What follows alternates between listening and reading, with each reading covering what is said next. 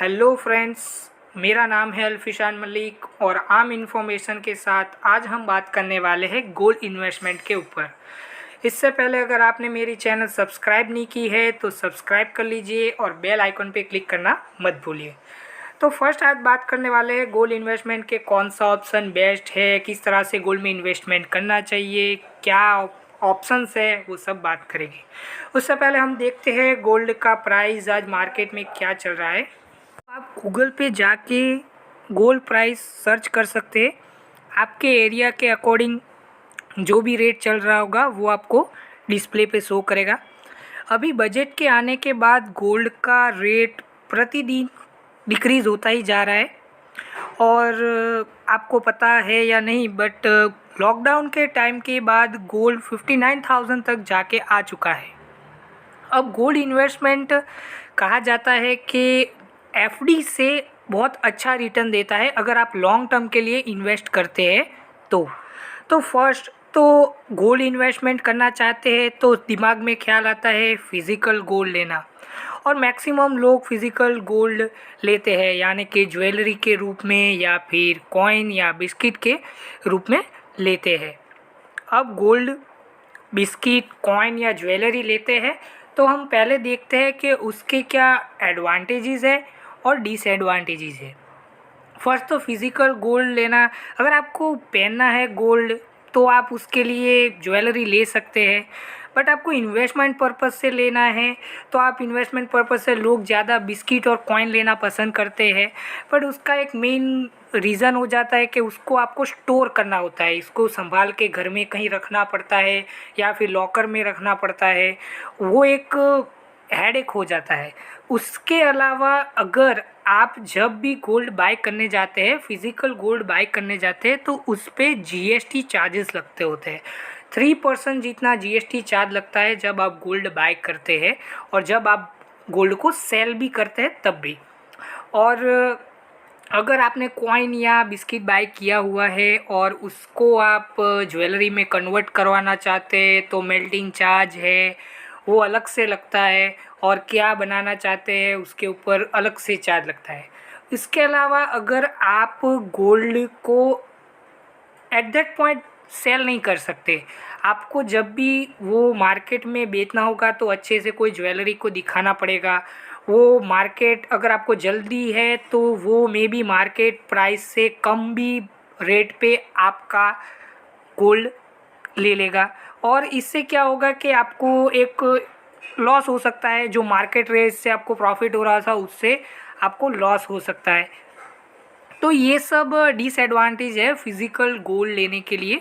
आप physical gold को इस तरह से संभालना है या फिर जीएसटी चार्जेस है, मेल्टिंग करके उसको बनाने का चार्जेस है, और एट दैट पॉइंट आपको वो पैसा जल्दी से जल्दी नहीं मिलता है। उसमें आपने इन्वेस्ट किया हुआ है तो आपको पहले कोई सामने बायर चाहिए, वो लेगा तब आपको उससे ऊपर से पैसे मिल सकते हैं। अब सेकंड ऑप्शन आता है ई गोल्ड। अब ये ई गोल्ड क्या है? फर्स्ट तो अगर आप गोल्ड में इन्वेस्टमेंट करना चाहते हैं बट गोल्ड आपके पास रखना नहीं चाहते तो आप ई गोल्ड किसी भी कोई पर्टिकुलर अच्छी संस्था या फिर कंपनी के पास से ई गोल्ड ले सकते हैं। उसमें आपको पर्टिकुलर आपके अकाउंट के अंदर वो जो भी आपने गोल्ड बाय किया हो उसकी क्वांटिटी शो करती है, बट वो आपके पास नहीं होता, फिज़िकली गोल्ड अवेलेबल नहीं होता। वो पर्टिकुलर जो भी कंपनी है वो खुद स्टोर करती है, वो सब रिस्पॉन्सिबिलिटीज़ वो कंपनी की होती है जो ई गोल्ड इन्वेस्टमेंट के बारे में हमें बता रही है। ई गोल्ड इन्वेस्टमेंट करना चाहते हैं वो सेफ़ इन्वेस्टमेंट है। उसमें भी आप जो भी गोल्ड बाय करते हैं वो मार्केट रेट पे ई गोल्ड ले सकते हैं।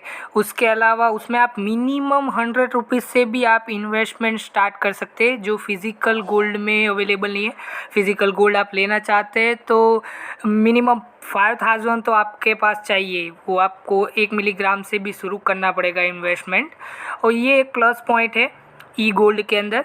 बट ई गोल्ड के अंदर दूसरी चीज़ है कि वो उसके ऊपर भी 3% जीएसटी चार्जेस लगते हैं।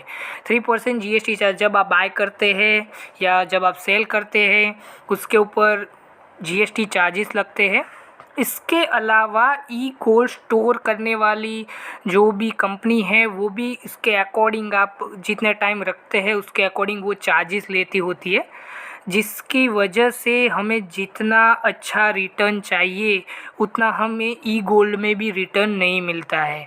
फिर भी अगर आप ई गोल्ड में इन्वेस्टमेंट करना चाहते हैं तो फ़ोन पे, गूगल पे या फिर पेटीएम के अंदर जाके ई गोल्ड में इन्वेस्टमेंट कर सकते हैं। और ऑलरेडी मैंने एक गूगल पे के ऊपर ई गोल्ड बाय करने के ऊपर वीडियो बनाया हुआ है, मैं वो आपको डिस्क्रिप्शन में लिंक दे दूँगा, वहाँ पे जाके आप देख सकते हैं कि किस तरह से आप ई गोल्ड बाय कर सकते हैं। अब थर्ड ऑप्शन है सॉवरेन गोल्ड बॉन्ड, जो आरबीआई देती है गोल्ड बॉन्ड के रूप में। ये सबसे बेस्ट ऑप्शन है क्योंकि इसमें आपको जीएसटी चार्जेस नहीं लगते हैं, इसमें आपको 3% जीएसटी चार्ज नहीं लगता है। फर्स्ट ये चीज़ क्या है, सॉवरेन गोल्ड बॉन्ड है क्या, वो हमें पता होना चाहिए। तो वो आप उसकी पूरी डिटेल आरबीआई की साइट पे जाके आप पढ़ सकते हैं, और आप अगर आपके कोई नियरेस्ट आपके कोई बैंक में जाके भी आप इसके बारे में जान सकते हैं। चलिए तो जानते हैं कि सॉवरेन गोल्ड बॉन्ड है क्या। तो फर्स्ट तो आरबीआई इश्यू की तरह इसको पब्लिश करता है, जिस तरह से आप आईपीओ भरते हैं उस तरह से। इसके अंदर वो पर्टिकुलर रेट डिफाइन करता है मार्केट के अकॉर्डिंग और इश्यू पब्लिश करता है। इसमें कोई भी पब्लिक इसमें इश्यू भर सकती है, और इसके अंदर ऐसा होता है 8 ईयर की पॉलिसी होती है।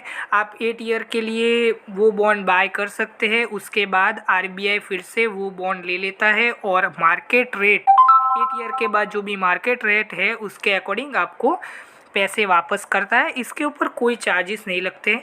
पर आपको अगर कहीं बीच में से निकल जाना है तो आपको 5 साल के बाद ऑप्शन दिया जाता है। अगर आप 5 ईयर के बाद गोल्ड बॉन्ड से बाहर निकलना चाहते हैं तो आप वो गोल्ड बॉन्ड आरबीआई को फिर से सेल कर सकते हैं।